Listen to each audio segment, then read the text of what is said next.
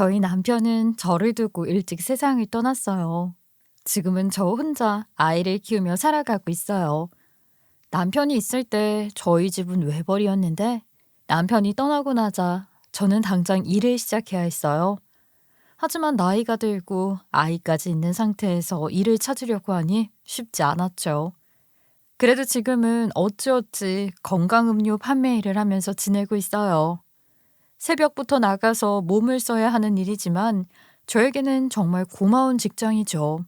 시어머니와 저는 남편을 먼저 떠나보낸 후로도 잘 지내는 편이에요. 남편이 떠났지만 시댁과는 계속 왕래를 하고 있거든요. 한 식구로 지낸 기간이 길어서 남편이 떠났다고 남남이 되는 게 아니라 계속 식구로 지내고 있는 것이죠. 저희 아이도 할머니를 좋아하기도 하고요. 또 제 생각에 아이에게 친척이 있는 것이 더 좋을 것 같다는 생각도 있고요. 애미야, 왔냐? 고생이 많지. 너 가져가라고 미역 좋은 것 좀 사놨다. 그리고 지원이가 좋아하는 소고기 장조림도 해뒀어. 집에 갈 때 챙겨서 가지고 가. 지원이는 잘 있고? 네, 어머님, 지원이는 잘 있죠. 요즘 학교 다녀오면 친구들이랑 놀러 다니나 바빠요. 그리고 안 그래도 엊그제 미역국 끓이려고 했는데 집에 미역이 딱 떨어졌더라고요. 감사해요. 잘 먹겠습니다. 그래, 다음에 지원이 데리고 와. 최근에 자주 못 봤더니 더 보고 싶다, 야. 그리고 너 혼자 애 키운다고 힘들 텐데 좀 더 우리 집에 의지해도 돼. 부담 갖지 마라. 감사해요, 어머니. 저야 항상 어머니한테 감사하죠. 다음에 지원이 데리고 올게요. 지원이가 할머니를 얼마나 좋아하는데요. 이렇게 시어머니와 저의 관계는 나쁘지 않았어요. 시어머니가 이래저래 반찬도 챙겨주시고 우리 애도 잘 챙겨주고 계시니 오히려 감사할 따름이었죠. 시댁에는 시동생이 한 명 있는데 시동생은 IT 업계의 중소기업에서 일하고 있어요. 그런데 시동생이 어느 날 결혼을 하게 되었다면서 예비 동서를 데리고 왔고 그때부터 사건이 시작되었어요. 예비 동생은 시동생이 일하고 있는 중소기업 대표의 외동딸이라고 했어요. 그래서 그런지 예비 동서는 처음 시댁에 오던 날에도 아주 화려한 선물들을 들고 왔죠. 어머님, 안녕하세요. 처음 찾아뵙네요. 제가 어머님 드리려고 명품 가방 좀 가지고 왔는데 마음에 드실지 모르겠네요. 한번 어깨에 매보세요, 어머니. 아이, 세상에, 이게 웬 거야? 이거 너무 비싼 거 아니야? 이런 것까지 사오지 않아도 되는데, 그냥 받기 미안한데. 엄마, 괜찮아요. 이 사람네 집이 경제적으로 좀 넉넉하거든요. 저희 회사 대표님의 외동딸이라고 말씀드렸잖아요. 그리고 이 사람이 엄마한테 선물 드린다고 얼마나 열심히 골랐는데요. 부담 갖지 말고 받으세요. 아니, 아무리 그래도 이런 명품 가방이 한두 푼도 아니고 미안해서 어떡해. 에이, 받아주세요, 어머니. 첫인사 드리는 건데 제 나름대로 예의를 갖춘 거라고 생각해 주세요. 제가 어머니 만나 뵙는 날을 얼마나 기다려왔는데요. 그리고 결혼한 다음에도 잘 부탁드려요, 어머니. 그래요, 엄마. 앞으로 며느리로 들어오면 그때 더 잘해주시면 되죠. 그렇게 생각하세요. 아휴, 그래, 고맙다. 내 염치 불구하고 받으마. 아이고, 예쁜 것도 사왔네. 이게 웬 거야? 내가 명품 가방씩이나 메고 다녀도 괜찮은지 몰라. 어때? 잘 어울리니? 네, 어머님. 정말 정말 잘 어울리세요. 제가 딱 맞는 걸로 골라왔네요. 다행이에요. 과연 기업 대표의 외동딸 다 왔어요. 시댁과의 첫 만남에 명품 가방씩이나 덥석 사올 수 있다니 집안이 정말 여유롭구나 싶었죠. 예비동서는 그 뒤로 시댁에 올 때마다 값비싼 선물들을 들고 왔어요. 저에게도 한두 번 선물을 했어요. 형님, 혹시 운동화 필요하지 않으세요? 듣자하니 배달 일을 하신다던데. 그럼 돌아다닐 일이 많으실 거 아니에요. 맞아, 동서. 매일 새벽부터 배달하니까 돌아다닐 일이 많지. 왜? 운동화라도 주려고? 네, 운동화에도 명품이 따로 있거든요. 형님 생각나서 챙겨왔어요. 배달 일 할 때 신기에는 좀 고가일 수도 있기는 한데 그래도 한번 신어보세요. 어머, 정말 예쁘다. 아유, 이거 그냥 받아도 되나 모르겠네. 잘 신을게. 고마워, 동서. 그런데 아무리 예비 동서네 집이 부자라고 해도 받기만 하자니 미안해서 저도 선물을 준비한 적이 있었어요. 그렇지만 예비 동서는 제 선물이 저렴한 것이라며 탐탁지 않아 했어요. 어머, 형님, 이거 장갑이에요? 저한테 선물 주려고 가져오신 것인가요? 음, 매번 받기만 하니까 미안해서 나도 선물을 마련해 봤어. 곧 겨울이니까 장갑이 있으면 좋지 않을까 해서 마음에 들까 모르겠네. 그래요? 그런데 이거 좀 중저가 브랜드네요. 장갑은 남들 눈에 잘 보이는 건데 솔직히 이런 거 끼고 다니면 좀 그런데. 그래도 감사해요. 일단 가져갈게요. 어머머, 그래? 내가 동서 마음에 안 드는 걸 사왔나 보구나. 그럼 그냥 대충 몇 번 끼고 다른 사람 주거나 해도 돼. 너무 신경 쓰지 마. 동서의 반응이 이러니 좀 민망했어요. 그렇지만 동서도 동서였죠. 본인 선물로 사온 것인데 앞에서는 기쁜 척이라도 할 수 있는 것인데 말이에요. 그런데 그보다 더 상처를 준 것은 완전히 예비 동서 편이 된 시어머니의 말이었어요. 아유, 그러게. 얘, 너는 둘째가 얼마나 잘 사는지 알면서 고작 이런 걸 사오면 어떡해. 쟤도 참 생각이 없네. 부자들이 고작 이런 걸 끼고 다니겠니? 누구한테 주기도 민망할 수 있겠다. 어머니, 너무 그러지 마세요. 형님이 명품에 관해 뭘 알겠어요. 잘 몰라서 사오신 것 같은데 그럴 수 있죠. 시어머니는 예비 동서가 주는 값비싼 선물들을 계속 받더니 저를 한심하다는 듯이 취급하는 것이었어요. 예비 동서와 함께 말이에요. 저는 두 사람의 그런 태도에 상처를 받았어요. 예비 동서의 태도도 그렇지만 시어머니는 그래도 저와 나름 끈끈한 정이 있다고 생각을 해왔는데 태도가 변했으니 말이에요. 남편이 먼저 떠났을 때 시어머니와 저는 그 슬픔을 가장 크게 느끼는 사람들이었고 서로에게 서로가 의지해서 극복할 수 있었거든요. 그래서 제가 시댁과 계속 연락을 주고받는 것이었는데 시어머니가 저에게 이렇게 대하니 섭섭할 수밖에 없었어요. 네, 어머니. 동서 선물을 고른 건 제가 생각이 짧았나 봐요.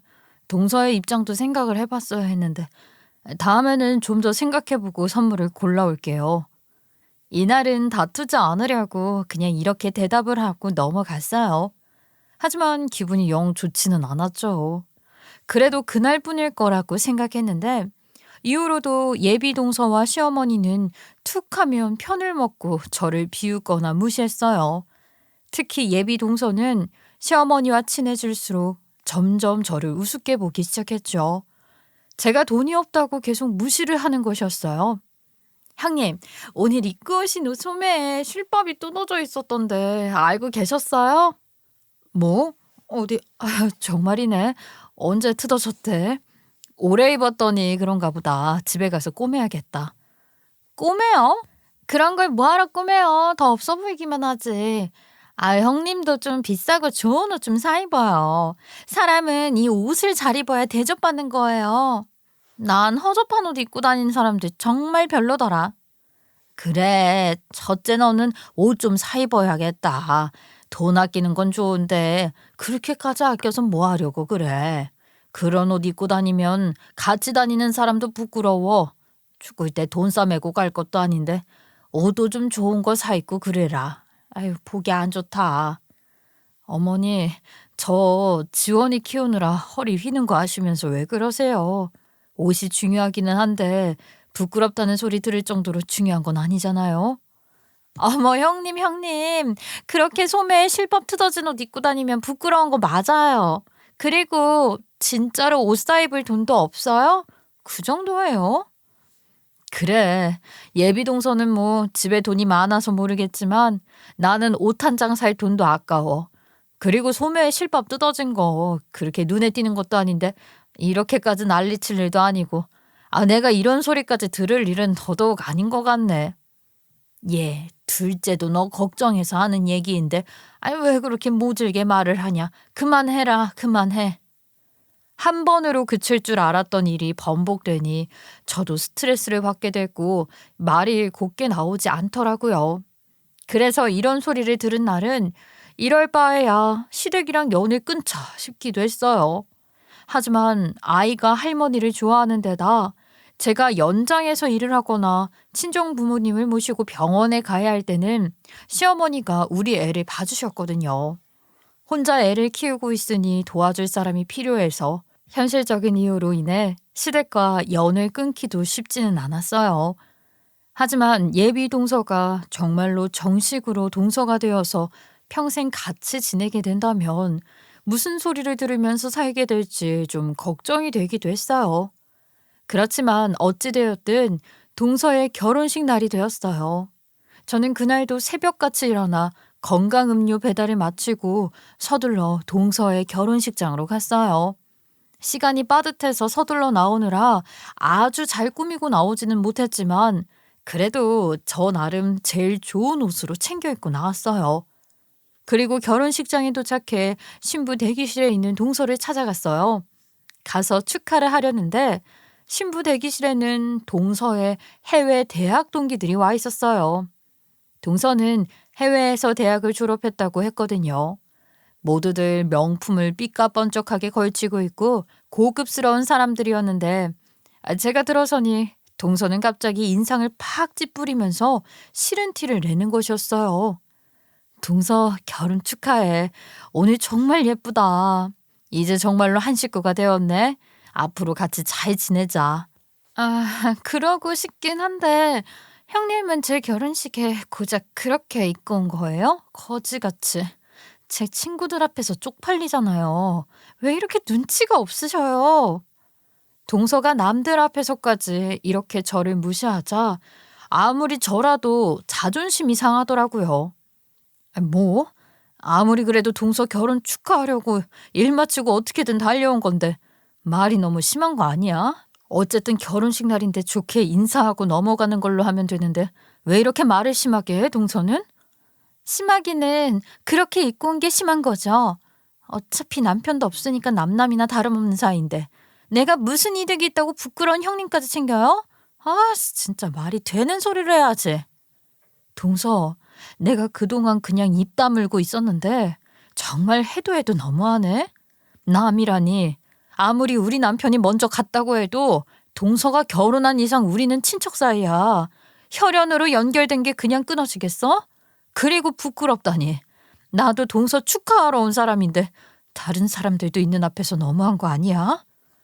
혈연 같은 게 무슨 상관이에요. 내가 결혼해서 사는데 형님이 나한테 무슨 도움이 된다고? 그리고 이렇게 사람 많은데 형님이 나를 부끄럽게 만드니까 그렇게 말한 것뿐이잖아요. 아니 형님이야말로 너무하시네. 보자 보자 하니까 못하는 말이 없네. 동서 왜 이렇게 예의가 없어? 결혼까지 하는 사람이 생각이 너무 어리잖아. 진짜 듣기 싫어요. 왜 자꾸 말대답이에요? 내가 그렇다면 그런 거지. 형님 생각을 굳이 알고 싶지 않거든요. 결국 우리 둘은 소리를 높여 다투고 말았어요. 정확히는 저는 조곤조곤하게 말했는데 동서는 흥분해서 큰 소리를 치더라고요. 성격 때문인지 꼭지가 완전히 돌아버린 거죠. 그런데 동서가 큰 소리를 내니까 밖에 서 있던 경호원들이 달려들어오는 것이었어요. 기업 대표의 외동딸이라 그런지 결혼식에 경호원들까지 고용해 동서를 보호하고 있더라고요. 그러자 달려들어온 경호원들을 향해 동서가 이렇게 말하는 것이었어요. 무슨 일이십니까, 아가씨? 진짜 당장 저 거렁뱅이 년 내쫓아버려. 저게 그지같이 입고 와서는 나가라고 해도 나한테 치근덕대잖아. 경호원들은 동서의 말을 듣더니 저를 양쪽에서 팔짱을 끼고 끌어내려는 것이었어요. 저는 아무리 그래도 동서의 형님이고 가족인데 이렇게까지 하는 것이 기가 차고 이해가 되지 않았어요. 제가 놓으라고 해도 경호원들은 신부 대기실 밖으로 저를 끌어냈어요. 경호원에게 끌려 나오는 처지가 된 제 자신이 참으로 어이가 없고 화가 났죠. 그런데 밖으로 끌려 나오자 하객들에게 인사를 하고 있던 동서의 아버지가 무슨 일인지 보려고 다가왔어요. 이게 무슨 일이야? 안에서 무슨 일이 있었어? 아, 예, 이 여자분이 아가씨한테 치근덕댔다고 합니다. 딱히 아는 사이도 아닌 것 같은데 하객이 맞는지도 의심스럽고요. 이거 놓으세요. 저 하객 맞거든요. 그것도 신부의 형님이 될 사람이라고요. 제가 입은 옷이 마음에 안 든다고 동서가 저를 끌어내라고 한 거예요. 제가 경호원들을 뿌리치며 화가 나서 이렇게 말했더니 동서의 아버지는 저를 보자마자 90도로 허리를 굽히며 고개를 숙여 말씀하셨어요. 미안해요. 내가 딸을 잘못 키웠어. 내가 당신한테 큰 빚을 졌는데 은혜를 갚으려다가 되려 폐를 끼친 것 같소. 진심으로 사과해요. 이렇게 동서의 아버지는 제 얼굴을 보자마자 바로 사과를 했어요. 그러자 경호원은 물론이고 밖으로 상황을 보러 나왔던 동서도 깜짝 놀랐죠. 사실 저와 동서의 아버지는 구면이었어요. 사정이 있어서 서로 잘 알고 있는 사이였죠. 사실 얼마 전까지는 여기에서 만나게 될 줄은 생각도 못했던 일이지만요. 어쩌다 이런 관계가 되었는지 설명을 하려면 과거의 이야기를 조금 해야 할 것 같아요. 실은 동서네 집에는 첫째 아들, 즉 동서의 오빠가 있었어요. 동서의 오빠는 어릴 때부터 자동차를 좋아해서 자동차 정비를 배우고 자동차 부품을 만드는 공장에서 일을 했어요. 나중에 해외로 유학을 갈 예정이었는데 그 전에 한국에서 많이 배우고 가고 싶다면서 돈이 많은 집안의 아들임에도 불구하고 몸을 아끼지 않고 일을 하며 배우는 훌륭한 청년이었죠. 그리고 그 자동차 부품 공장에서 우리 남편이 동서의 오빠와 함께 일을 하게 되었어요. 두 사람은 죽이 잘 맞아서 금방 친해졌고 1년이 넘게 직장 동료로 일을 했어요. 그때 남편이 퇴근 후에 신나서 이야기했던 것이 기억이 나요. 아유, 우리 공장에 신입이 들어왔는데 말이야. 정말 괜찮은 친구야. 집안이 엄청 좋던데 예의도 바르고 일도 잘해. 돈이 많으면 거만한 성격일 수도 있는데 이 친구는 완전히 진국이라니까. 한 달밖에 안 되었는데 벌써 나랑도 친해졌어. 참 좋은 친구야. 당신이 그렇게 칭찬하는 걸 보니까 정말 좋은 신입인가 보다. 친구가 생겨서 잘 됐네.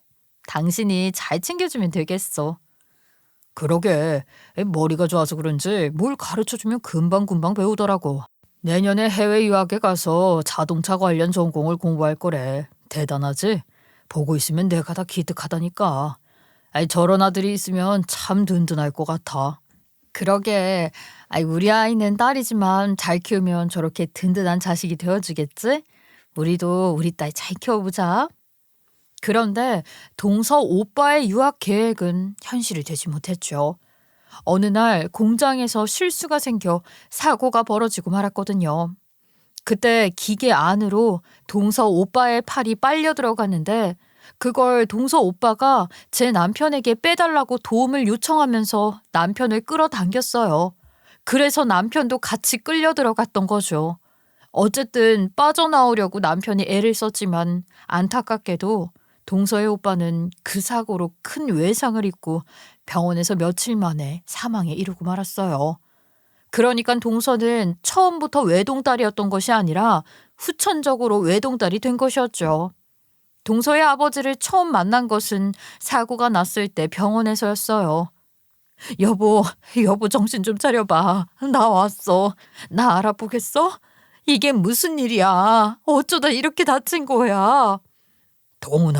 동훈아 아빠다. 정신 좀 차려. 의사 선생님, 제 아들이 어떻게 된 겁니까? 처음 병원에서 만났을 때는 둘 다 정신이 하나도 없었어요. 소중한 가족이 크게 다쳤으니 그럴 만했죠. 그리고 며칠 뒤 동서의 오빠가 사망에 이르렀을 때 동서의 아버지는 말도 못할 만큼 슬픔에 잠겼어요. 사고가 어떻게 일어난 것인지 저도 들어서 알고 있었기 때문에 아들을 잃게 된 동서의 아버지를 위로했어요. 저희 남편은 다치기는 했어도 살아남았으니까요. 그때 동서의 아버지는 아들을 잃어 슬픔에 잠겨 있었고 자기 아들 때문에 제 남편도 다친 거라고 마음에 짐을 떠안게 되었지요. 제 남편은 착해서 괜찮다고 했는데도 말이에요. 남편분의 다친 팔이 다치기 전처럼 돌아오지 못할지도 모른다는 이야기를 들었습니다. 저희 아들을 돕다가 이렇게 된 것인데 제가 조금이라도 도움이 되어드리고 싶어요. 네, 마음은 감사합니다. 하지만 지금은 먼저 아들을 잃은 슬픔을 위로하시는 것이 좋을 것 같아요. 힘드실 텐데 말이에요. 다른 이야기는 나중에 나눠도 괜찮습니다. 아닙니다. 제 아들을 마지막까지 도와주신 분인데 제가 쉽게 지나칠 수는 없어요. 그리고 남편분을 도와드린 것으로 제 마음도 좀 나아질 것 같습니다. 일단 병원비를 모두 지원해 드리려고 합니다. 그리고 남편분이 팔이 불편해서 일을 다시 못하게 되신다면 저희 회사에서 일하셔도 좋고요. 일자리 하나 정도는 만들 수 있습니다. 그렇게까지 신경 써주셔서 감사합니다. 저야 감사한데 남편의 의견도 물어봐야 할 것 같아요. 당신은 어떻게 생각해? 저 아버님, 죄책감 갖지 않으셔도 됩니다. 그렇게까지 도와주시지 않아도 괜찮아요. 사고가 나서 동훈이가 먼저 떠나 저도 마음이 많이 아픈데 아버지 되시는 분은 어떠시겠어요? 그 슬픔부터 위로를 하시고 저한테는 너무 신경 쓰지 않으셔도 됩니다. 아닙니다. 꼭 받아주셨으면 합니다. 그래야 제 아들도 하늘에서 한시름 놓을 것 같아요. 괜찮으시다면 꼭 좀 받아주십시오. 저희가 괜찮다고 했지만 동서의 아버지는 꼭 받아달라고 하면서 남편의 병원비를 모두 대주었어요. 그리고 일자리도 권유했지만 남편은 자신에게 맞는 일이 아닌 것 같다면서 괜찮다고 했고 이전에 다니던 공장에서 좀 더 쉽고 연봉이 낮은 업무를 하게 되었어요. 그 뒤로도 동서의 아버지는 저희 남편에게 고마워하고 미안해하면서 매년 선물을 보내오기도 했어요. 그리고 사고가 났던 그 해에는 저희 시어머니에게 인사를 드리러 오겠다고 했었어요.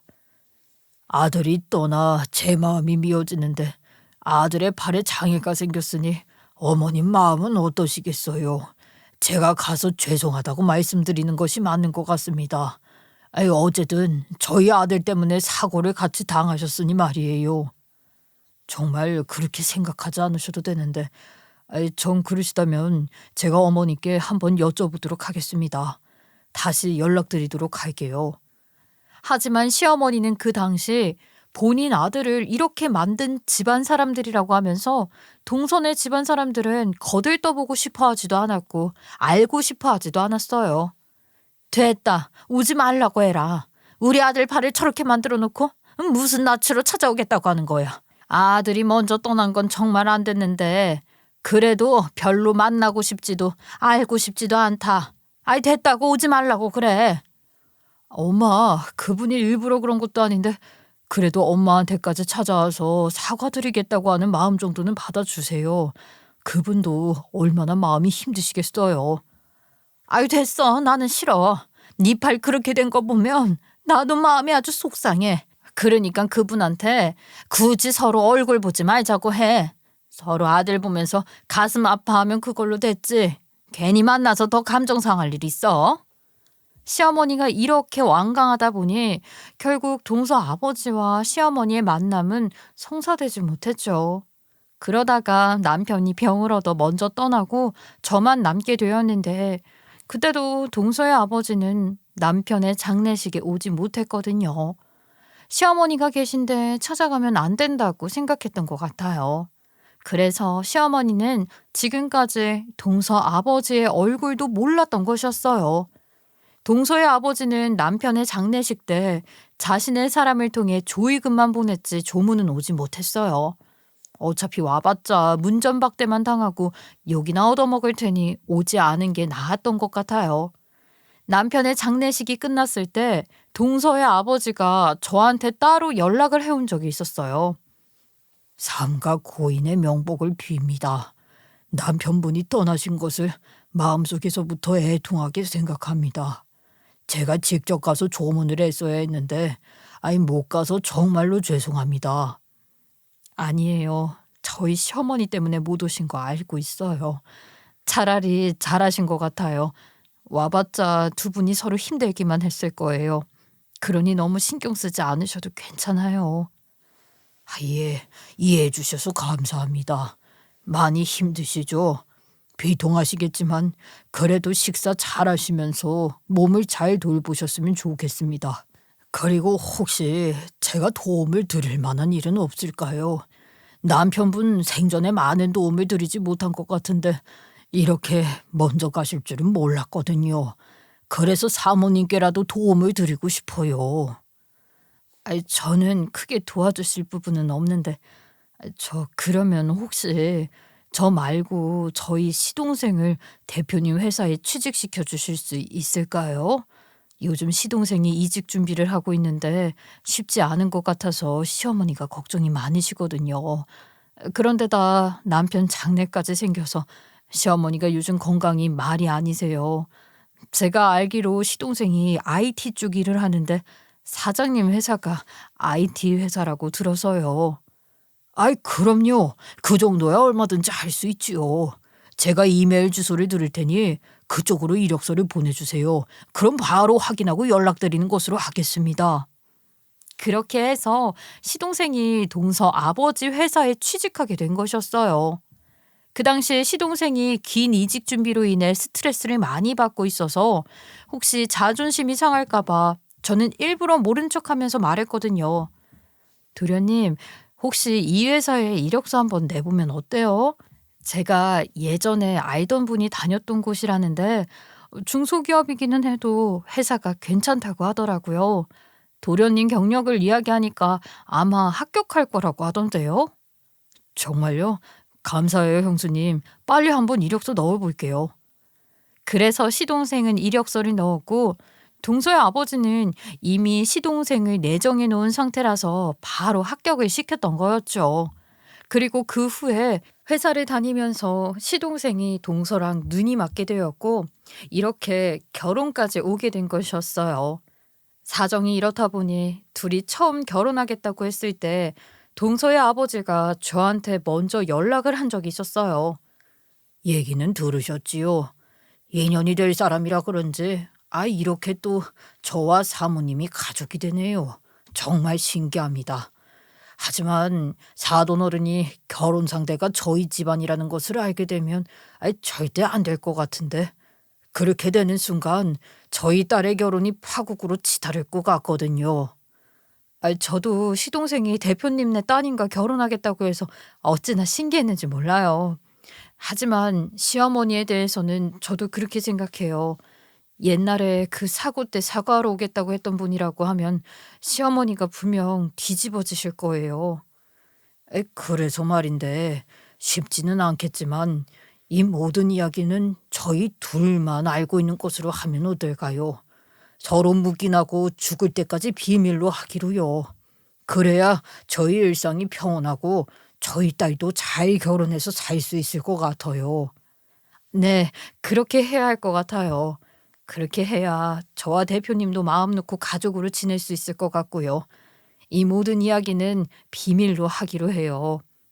이렇게 해서 저와 동서의 아버지 간의 비밀이 성립된 것이었어요.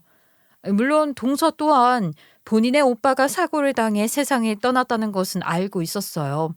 하지만 어떻게 사고를 당했는지 또 우리 남편이랑 어떤 관련이 있는지 등을 자세히 알지는 못했죠. 왜냐하면 동서는 그 당시 해외 유학을 하고 있었고 나이가 어렸기 때문에 동서네 집안에서도 동서에게 사사건건 자세히 이야기하지는 않았던 것이었죠. 동서는 오빠가 자동차 부품 공장에서 일하다가 사고를 당해 사망했다고만 알고 있었어요. 아무튼 사건으로 다시 돌아와서 동서의 아버지가 저를 보고 갑자기 90도로 고개를 숙여 사과를 하니 밖으로 나와 상황을 본 동서가 뭐 하는 거냐면서 난리를 치더라고요. 아빠, 왜 저런 여자한테 사과를 하고 있어? 이 거렁뱅이 년이 나한테 예의 없다느니 그딴 소리를 하잖아. 그럼 아빠가 저 여자를 쫓아내야지. 지금 왜 사과를 하고 있냐고. 진짜 인연이나 아빠나 마음에 안 드네.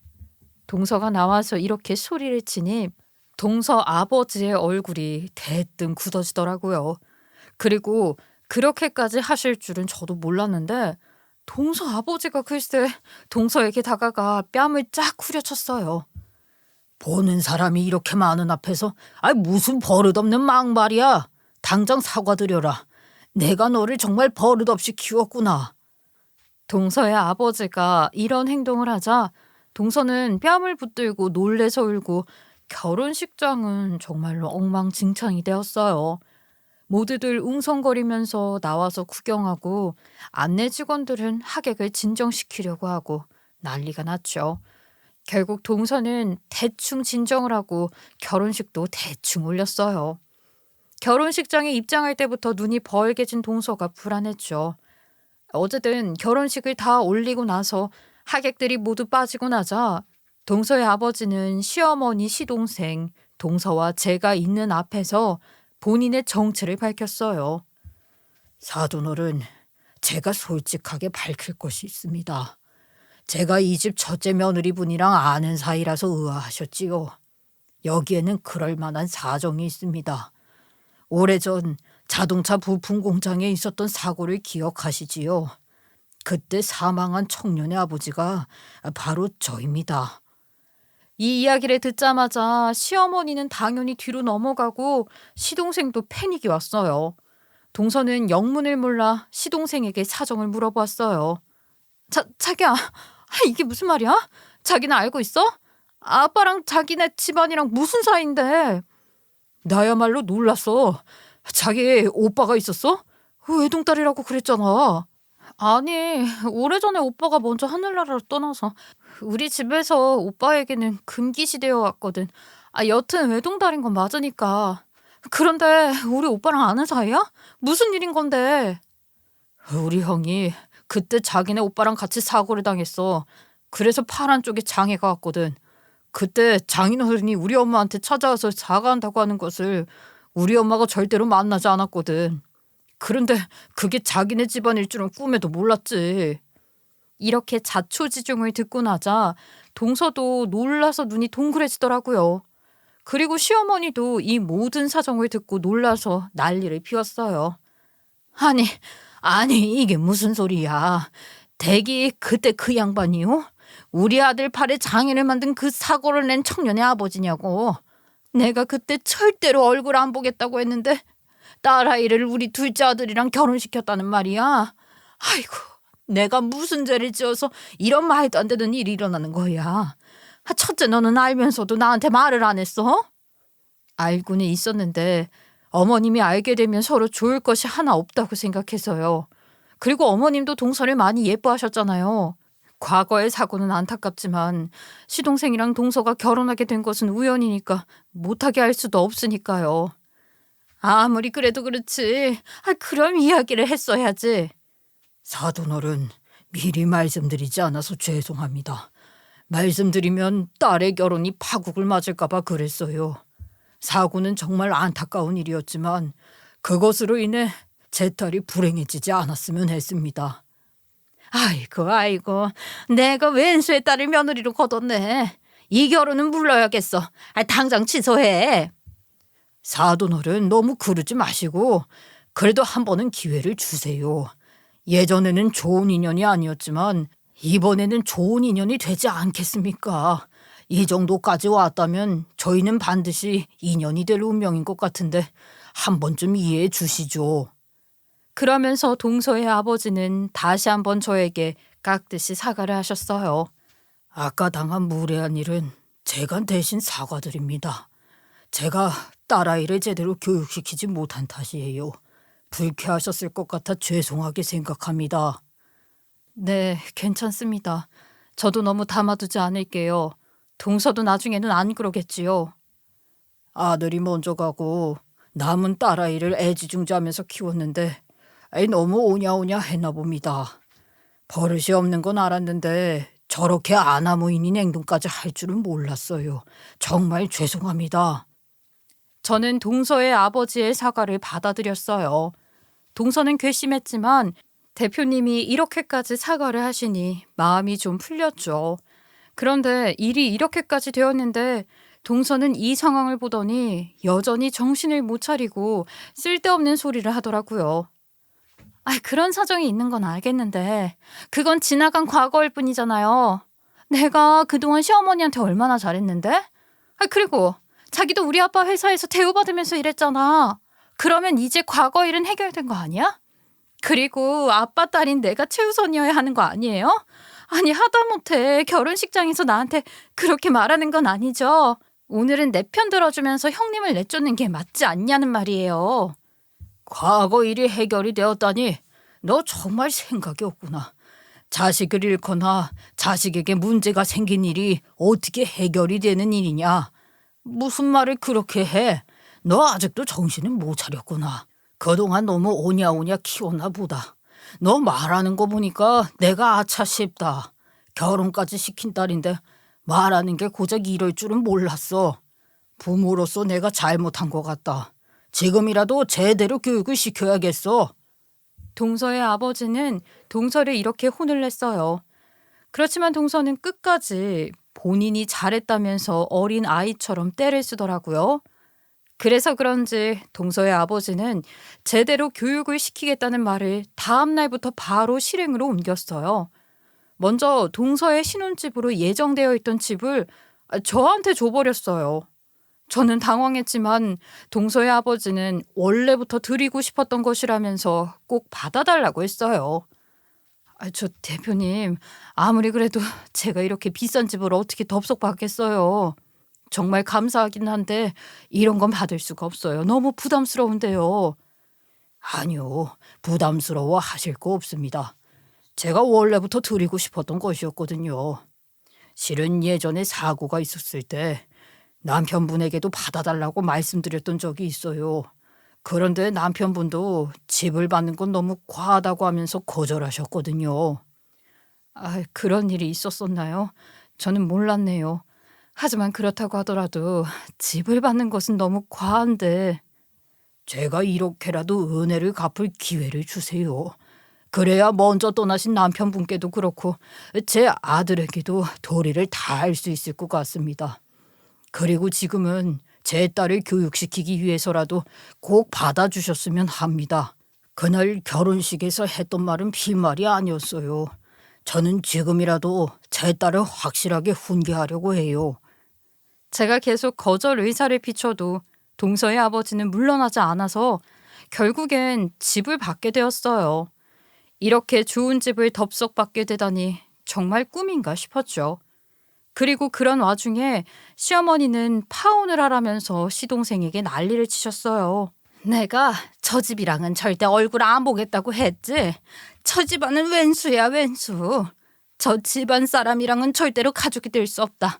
당장 파혼해. 엄마 그렇게는 못해요.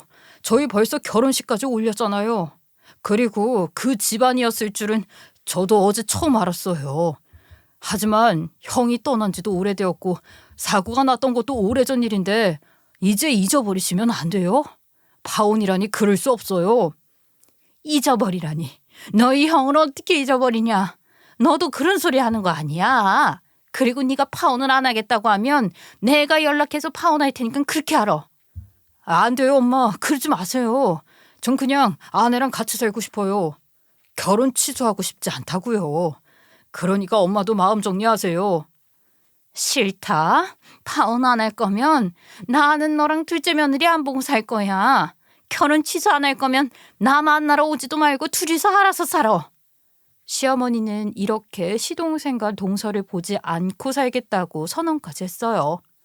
그리고 동서는 신혼집으로 이사하려고 준비 중이었는데 신혼집이 없어졌다는 말에 깜짝 놀라게 되었죠. 아빠, 도대체 어떻게 된 거예요? 이사하려고 부동산에 연락했더니 제 신혼집이 없어졌다고 하잖아요. 제 집 어디 갔어요? 그 집은 예전에 은인에게 드렸다. 네가 그렇게 무시하던 너희 형님 말이야. 원래부터 그분께 드리려던 것이기도 하고. 넌 반성하고 태도 좀 바꾸고 나면 연락해라. 너처럼 버릇없이 굴면 집을 받을 자격도 없어. 동서의 아버지가 이렇게 칼같이 동서를 대하니 동서는 처음에는 본인 아버지에게 연락해 여러 번 화도 내고 혼자 씩씩댔대요. 그러다가 며칠 후에는 결국 저한테 와서 빌기 시작하더라고요. 형님, 부탁 좀 드릴게요. 아빠가 제 말은 안 들어서요.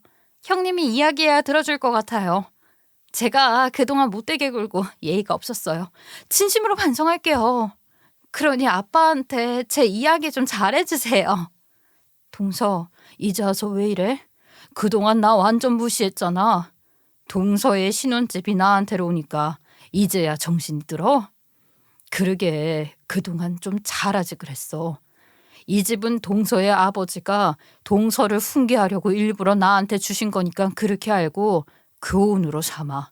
앞으로 나한테든 동서네 아버지한테든 혹은 예전의 사고에 대해서든 말 함부로 하지 말고 알겠어? 아, 알겠어요 형님. 그러니까 저 좀 도와주세요. 진짜로. 제가 앞으로는 형님한테 잘할게요. 그건 두고 봐야 알지. 사람이 어디 쉽게 바뀌겠어? 동서를 도와줄지 말지는 앞으로 동서의 태도를 보고 생각해 볼게. 동서가 계속 빌었지만 저는 철저하게 냉정한 태도를 유지했어요. 동서가 앞으로 어떻게 하는지에 따라 달렸다고 말이에요. 그랬더니 동서는 이후로 저한테 찍소리 하지 못했어요. 동서의 아버지가 동서의 돈줄을 끊어버렸으니 실제로 돈이 있다고 잘난 체 하지도 못했고 저에게도 형님 형님 하면서 아부란 아부는 다 떨더라고요. 그리고 동서는 일단 집을 구할 때까지 시댁에 들어와 살게 되었는데 시댁 들어와 살면서 시어머니한테는 구박덩어리 취급을 받으면서 시집살이를 엄청 당하고 살았어요. 에이구 이게 뭐야. 저녁에 먹을 육개장 끓여놓으라고 했더니 국 같지도 않은 걸 끓여놨네. 왜 이렇게 소금 소태를 만들어놨어? 하여간 해외에서 살다 와서 그런가 집에서 음식을 할 줄을 모르네. 죄송해요 어머니. 그래도 그거 최선을 다해서 끓인 건데 다시 드셔보세요. 몇 번 드시다 보면 맛있을지도 몰라요. 됐어. 이런 걸 누가 먹으라고 그래. 당장 다 갖다 버려라. 육개장은 첫째 며느리가 잘 끓이는데 너는 왜 이런 거 하나 못하냐. 첫째한테 가서 음식 좀 배워와. 이러다 보니 동서가 시댁에서 의지할 동아줄은 저 하나뿐이었어요. 그래서 저한테 와서 매번 살살거리는데 적응이 안 되지만 속으로 좀 웃기기도 했어요. 형님, 저 육개장 끓이는 법 좀 가르쳐 주시면 안 돼요? 잘못 끓였다고 시어머니한테 한참 혼났어요. 제가 언제 음식을 해본 적이 있어야죠. 그런데 형님은 그런 것도 잘하시잖아요. 저 좀 가르쳐 주시면 제가 앞으로 국이랑 국은 다 끓일게요. 그래? 그런데 이걸 가르쳐 준다고 순식간에 배울 수가 없을 텐데.